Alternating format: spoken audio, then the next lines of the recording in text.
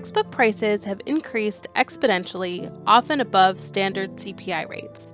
This has impacted students, with national studies showing that the high cost of textbooks can influence how many or which classes students take or complete.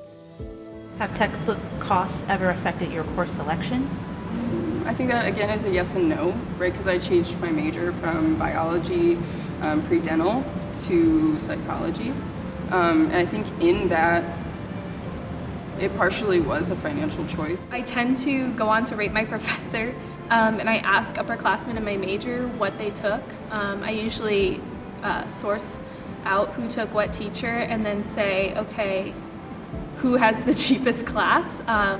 More so, it's less about how it fits in my schedule and how I can get, less textbook fee costs. That's an interesting question. Because so much of the mechanical engineering curriculum is required, I don't have any flexibility really in terms of my classes. I get maybe a class a semester that I have any real choice over. And the other classes, if I am lucky enough to get a choice over when I take them, it's about whether or not I'm taking them now or later.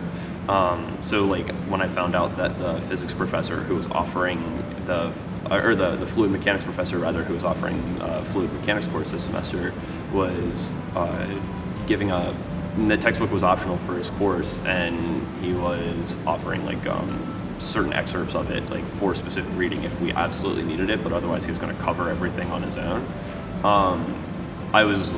I jumped at the chance to take that class as opposed to the fluid mechanics class I would have been taking next fall, which would have been paid the whole textbook and everything. After I enter the courses on the Virginia Book Company, for example, and they pull up my required text, and I see the price for it, and it's quite an expensive amount of money, then I'll definitely reconsider the class I'm taking, and I can.